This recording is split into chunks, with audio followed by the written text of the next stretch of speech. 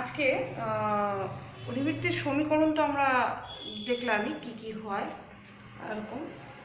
চলো আজকে আমরা অধিবৃত্তের স্পর্শক কি হবে, ব্যাস কি হবে, এবং কোনো অধিবৃত্তের উপর যদি একটা বিন্দু থাকে সেটা অধিবৃত্তের উপর বিন্দুটি বাইরে অবস্থিত নাকি অধিবৃত্তের উপর অবস্থিত নাকি ভেতরে অবস্থিত সেগুলো একটু একটু আলোচনা করি।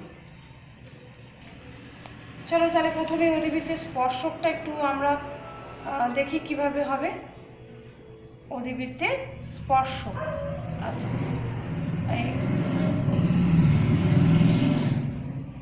তোমরা স্পর্শ কথাটির সাথে পরিচিত। যেমন ধরো যে কোনো একটা কার্ভ হলো, আমি একটা সার্কেলে ধরলাম, স্পর্শকটা কি হবে, জাস্ট এখানে একটা বিন্দুটির সাথে এরকম সরলরেখা যাবে, এটাকে আমি স্পর্শক বলবো, জাস্ট একটা বিন্দুর সাথে টাচ করবে। ঠিক তাহলে অধিবৃত্তের ক্ষেত্রে কি হবে, এরকম যদি একটা অধিবৃত্ত হয় জাস্ট একটা বিন্দুর সাথে টাচ করবে সেটা হবে হচ্ছিল স্পর্শক, তাই তো? আমরা সেটাকে স্পর্শক বলবো, ঠিক আছে?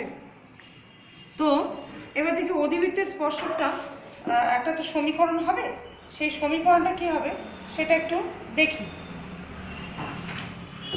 কিছুই না, একদম ইজি। আগে আমরা সমীকরণটা লিখে নিলাম।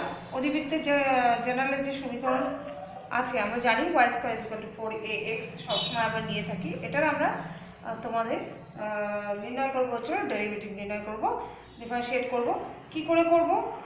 2y dy dx, x এর সাপেক্ষে করছি, সুতরাং dy dx মানে এটাকে যদি আরও ক্লিয়ারলি করতে চাও তাহলে d দিয়ে y² করতে হবে, মানে এরকম করে করতে হবে, আদারওয়াইজ এরকম করে দিলেই হবে। আমরা জানি x² যেরকম ধরো এই থাকলো x থাকলো, x এর সাপেক্ষে যেহেতু বললাম y² যদি ডেরিভেটিভ করি তাহলে কি হয়, এই পাওয়ারটা ঘাতটা কমে যায়, এক কমে যায়, পাশে পাওয়ারটা চলে আসে, তার মানে দ্যাট মিনস হচ্ছে y 2 - 1 হয়, তাহলে 2y হলো, ঘাত এক কমে যাবে আর এই উপরের পাওয়ারটা এখানে চলে আসবে। সেটা যেই হোক 3 হলে পরে তোমার এরকম হবে 3y² হবে, সেটাই। আচ্ছা, এবার এই সাইডে যদি করতে যাই আমি তাহলে কি হবে, 4a হবে, এটা এরকম হয় আর কি, dx/dx, তার মানে x এর সাপেক্ষে করলে পরে 1 হবে, সুতরাং আলটিমেটলি রেজাল্টটা দাঁড়াবে 2y dy dx = আমার 4a আসবে, যেহেতু এটা হচ্ছিল 1, ঠিক আছে? আচ্ছা, তাহলে আমি এখানে তোমার dy dxটা বের করে নিচ্ছি, dy dxটা বের করছি, আমার dy dxটা দরকার। 2 2 ক্যান্সেল হয়ে যাচ্ছে, 2a/y, ঠিক আছে? এবার dy dxটা যদি আমি ধরলাম একটা পয়েন্টে, যে এই যে তোমার এই যে স্পর্শকটা বের হচ্ছে সেটা একটা পয়েন্টে বের হবে, তো পয়েন্টটা তো নিশ্চয়ই ধরে নিলাম x1, y1, তো এই পয়েন্টে তোমার এর প্রবণতাটা কী হবে, dy dx x1, y1 যদি ধরো তাহলে এটা কি হবে 2a/y1, এতটুকু আমরা করে রাখলাম। আচ্ছা, এবার যেহেতু এটা আমি সার্কেল দিয়ে দেখালাম, ধরো পয়েন্টটা এখানে আছে, ধরো এটা p ধরলাম, x1, y1 ধরলাম, তাহলে এই যে অধিবৃত্তটা নিয়েছিলাম এটা, এই অধিবৃত্তের উপরে x1, y1 বিন্দুটি অবস্থিত, তাহলে অবভিয়াসলি x1, y1 বিন্দু দিয়ে এই অধিবৃত্তটা স্যাটিসফাইড হবে, ঠিক আছে? তাহলে স্যাটিসফাইড হলে তাহলে আমরা এপাশে আমরা লিখে দিতে পারি যে x1, y1 বিন্দু দ্বারা, এটা যদি 1 নম্বর সমীকরণ দিয়ে রাখো, বিন্দু দ্বারা 1 নং সমীকরণটি সিদ্ধ হবে, তাই তো? তাহলে দ্যাট মিনস আমরা বলতে পারি y1² = 4ax1, ঠিক আছে? মানে পয়েন্টগুলো এখানে বসালে পরে তোমার লেফট হ্যান্ড সাইড এবং রাইট হ্যান্ড সাইড দুটো ইকুয়াল আসতে হবে, ঠিক আছে? এবার আমি বললাম x1, y1 বিন্দুতে স্পর্শকের সমীকরণ সাধারণত কি হয়, স্পর্শকের সমীকরণ যারা বৃত্ত করে এসছো তারা দেখবে এটা এরকম ছিল স্পর্শকের সমীকরণ, y minus y one is equal to তোমার dy by dx x1 y1 বিন্দুতে, ঠিক আছে, x মাইনাস x1, এটা হচ্ছিল আমাদের সাধারণ স্পর্শকের সমীকরণ। x1 y1 বিন্দুতে যে কোনো কারণের ক্ষেত্রে এটা হবে আর কি। তো এখন এটা হচ্ছিল ভ্যারি করে, ঠিক আছে। তাহলে আমি এখন এই মানটা আমি বসিয়ে দিই, y minus y one is equal to 2a y1, এটা আমি পেয়ে গেছি। তাহলে x মাইনাস x1 হলো। এবার সাধারণ আমি যদি সিম্পলিফিকেশন করি, এটাকে দিয়ে আমি মাল্টিপ্লিকেশন করে দিলাম, y1 মাইনাস y1 স্কোয়ার তোমার আসলো 2ax, এটা দিয়ে যদি মাল্টিপ্লিকেশন করো মাইনাস 2ax1, ঠিক আছে। এটা দরকার ছিল না, এটা এভাবে রাখলেও চলতো, এটা কোনো ব্যাপার না। আচ্ছা, তাহলে তোমার এবার আমি এখানে y1 স্কোয়ারের এই জন্যই বের করা, এখানে 2 নম্বর সমীকরণটা এখানেই এই জন্যই বের করে রেখেছিলাম। এবার এই যে y1 স্কোয়ারের মানটা আছে এখানে আমি পুট করে দেবো, ঠিক আছে।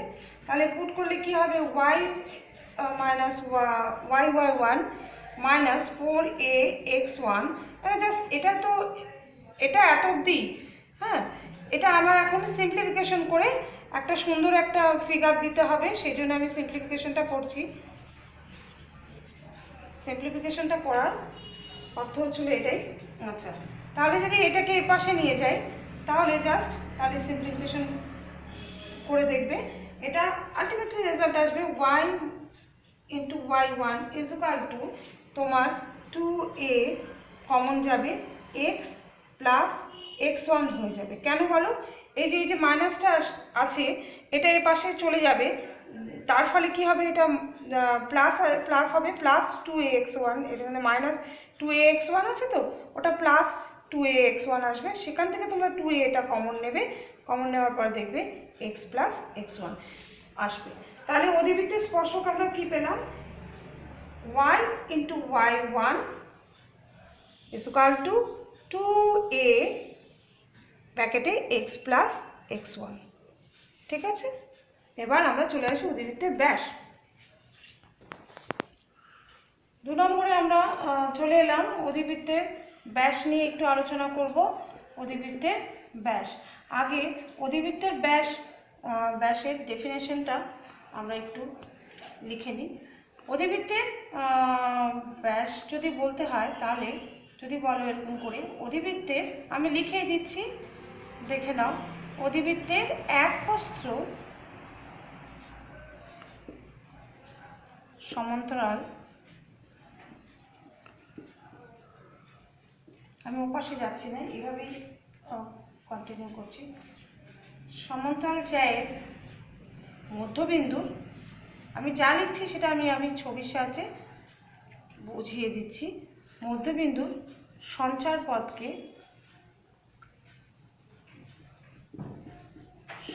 পথকে অধিবৃত্তের ব্যাস বলে।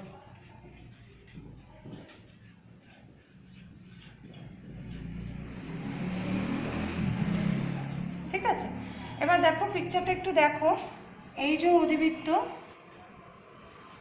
সমান্তরাল জ্যা বলতে বোঝাচ্ছে এর একটা সমান্তরাল জ্যা, আমি যদি সমান্তরাল একটা সরলরেখা নিয়ে নিলাম, এর সাপেক্ষে একটা সমান্তরাল জ্যা হলো, সমান্তরালই হবে জ্যাগুলো সবগুলো। আচ্ছা, এটা একটা সরলরেখা, এই জ্যায়ের যে মধ্যবিন্দু, এই যে মধ্যবিন্দুর সঞ্চার পথকে আমরা বলবো হচ্ছে অধিবৃত্তের ব্যাস। মানে মধ্যবিন্দুগুলোই যে সঞ্চার পথ মানে হচ্ছে একটা গতি থাকবে, তাই না, এই সঞ্চার পথটাকেই আমরা বলছি অধিবৃত্তের ব্যাস। এবার এটারও একটা সমীকরণ হবে, নির্ণয় করতে হবে, তো সেটা কিভাবে হবে সেটা আমি লিখছি। এটা একটা ধরে নিলাম একটা সরলরেখা, y is equal to, আমরা সরলরেখার সমীকরণ জানি, y is equal to mx plus c, ঠিক আছে, এখানে m হচ্ছে প্রবণতা, ঠিক আছে, আর c হচ্ছে একটা ধ্রুবক। আচ্ছা, তাহলে আমি যদি বলি y is equal to mx plus c, সরলরেখার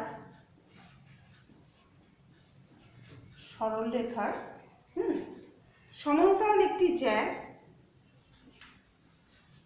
সমান্তরাল একটি জ্যা, এই সরলরেখাটা সমান্তরাল একটি জ্যা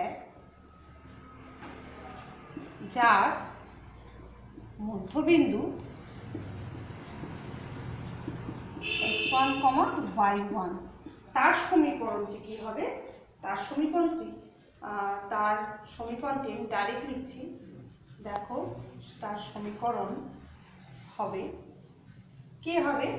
দেখো এখানে হবে হচ্ছিল y, তোমাদের মনে আছে একটু আগে বের করলাম স্পর্শকের সমীকরণ, y1 মাইনাস, ওটাকে এই পাশে নিয়ে আসলাম, 2x প্লাস x1 মাইনাস, আচ্ছা মাইনাস একটা ধ্রুবক দেওয়া যায়, দিলাম না আমি, y1 স্কোয়ার মাইনাস 4ax1। দেখো এখানে লিখেছি স্পর্শকের সমীকরণ আর এখানে লিখেছি অধিবৃত্তের সমীকরণটি, অবভিয়াসলি পয়েন্টটা দিয়েছি x1 আর y1, ঠিক আছে? তো এবার এটা হট করে কোথা থেকে চলে এলো সেটা যদি জানতে হয় তাহলে আমাকে একটুখানি বৃত্ত নিয়ে আলোচনা করতে হবে। যাই হোক, এটা হচ্ছিল সূত্রটা হচ্ছিল তোমার t ইজুকাল টু s, এই সূত্রটার থেকে এসছে। এবার t ইজুকাল টু s, সেটা কি কিছুই বোঝা যাচ্ছে না, t হচ্ছিল ট্যানজেন্ট আর s হচ্ছিল তোমার এই বৃত্তের, যাই বলো কার্ভের সমীকরণটি। আচ্ছা যাই হোক, এবার এটা কি করে আসলো এটা বলতে গেলে আমি একটু বৃত্ত নিয়ে একটু আলোচনা করে নিই, তারপরে আমি বলছি। বৃত্তে দেখো এই যে মধ্যবিন্দু যদি এটা ধরি এবং এটা যদি জ্যা ধরি, একটু দেখবে ভালো মতন, এটা মধ্যবিন্দু, এই সরলরেখাটা এই জ্যাটার মধ্যবিন্দু এটা, আর এটা হচ্ছিল বৃত্তটির মানে সেন্টার আর কি, ঠিক আছে? তাহলে এখানে ও দিলাম আর এখানে এ দিলাম। এর ও এর অবভিয়াসলি স্থানাঙ্ক 0,0 আর এর অবভিয়াসলি স্থানাঙ্ক আমি ধরলাম এই মিড পয়েন্টের স্থানাঙ্ক x1, y1। তাহলে এটার প্রবণতা তোমার চলে যাবে y1 মাইনাস 0, x1 মাইনাস 0, যেটা আমরা লিখতাম হচ্ছিল y ইকুয়াল টু,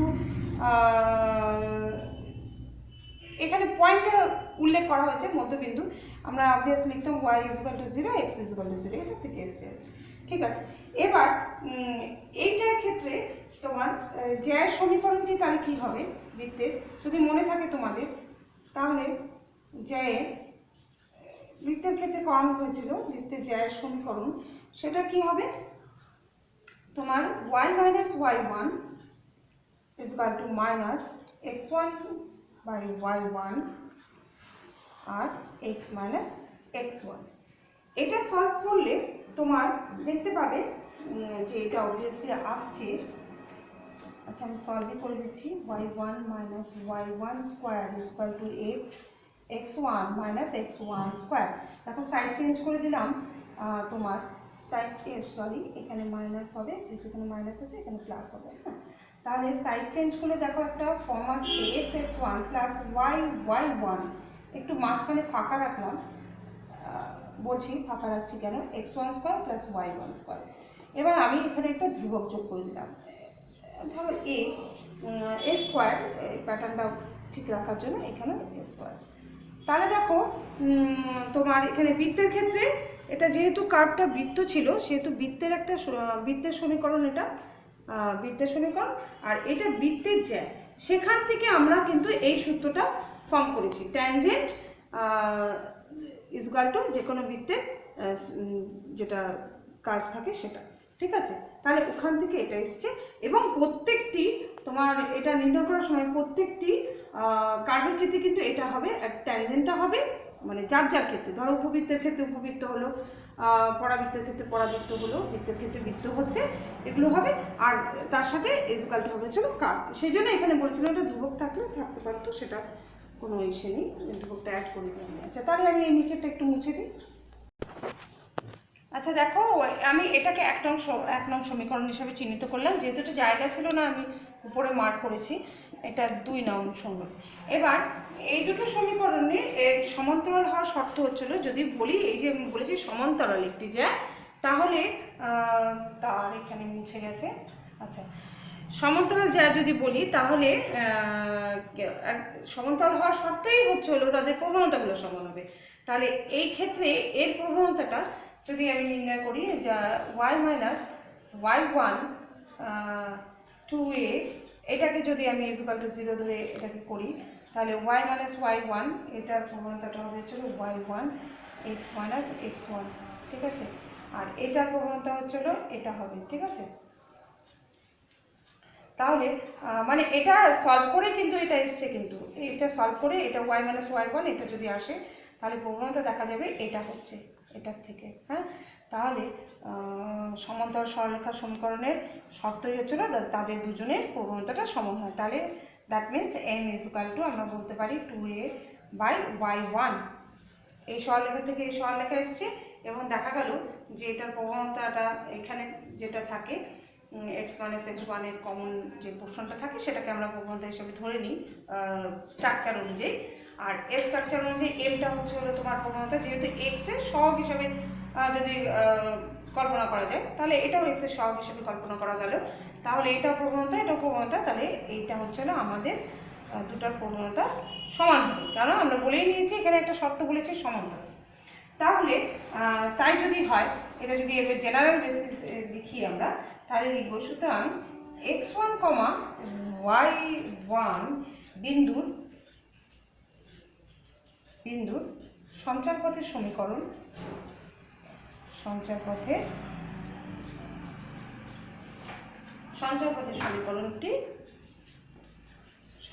সমীকরণটি হচ্ছে হলো কি m is equal to 2a, general ফর্মে লিখে দিলাম, ঠিক আছে। দ্যাট মিনস তুমি এভাবে লিখতে পারো, এটাকে এভাবে না লিখে এটাকে লিখতে পারো y is equal to 2a by m। এটাই হচ্ছিল আমাদের অধিবৃত্তের ব্যাস। তাহলে নির্ণেয় অধিবৃত্তের ব্যাস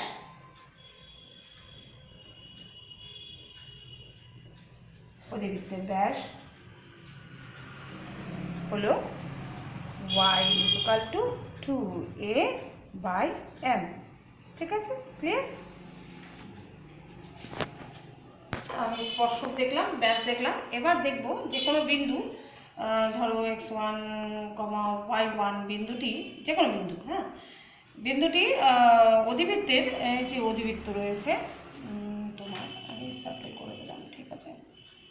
এবার দেখবো এই বিন্দুটি অধিবৃত্তের ভেতরে অবস্থিত হওয়ার শর্ত, মানে বিন্দুটি এখানে হবে নাকি এই পয়েন্টে হবে নাকি অধিবৃত্তের ভেতরে হবে, হতে পারে যে কোনো জায়গায়, তাই না। তাহলে এটা হওয়ার শর্তটা কি? অধিবৃত্ত হচ্ছিল আমাদের y স্কোয়ার। আচ্ছা, যেহেতু আমি এখানে পয়েন্ট দিয়েছি, বিন্দুটি উল্লেখ করতে হবে y1 স্কোয়ার মাইনাস 4ax1, তাই তো। অ্যাকচুয়ালি ইকুয়াল টু আমি এই পাশে নিয়ে এসেছি। আচ্ছা, এটা যদি আমি এই জন্যই লিখছি, অ্যাকচুয়ালি অধিবৃত্তটা হচ্ছিল y square equal to 4ax, তাই তো। আমাদের অধিবৃত্তটা হচ্ছিল এটা, জেনারেল ফর্ম। তো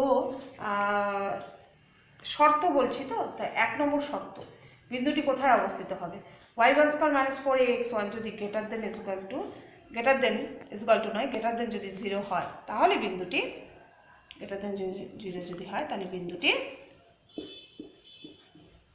বাইরে অবস্থিত হবে। মানে কার বাইরে? অধিবৃত্তের বাইরে, অবভিয়াসলি অধিবৃত্তের বাইরে হবে, ঠিক আছে। আচ্ছা, 2 নম্বর পয়েন্টে চলে যাই।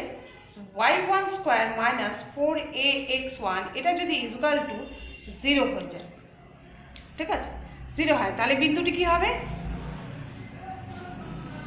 অধিবৃত্তের উপর অবস্থিত হবে, ঠিক আছে।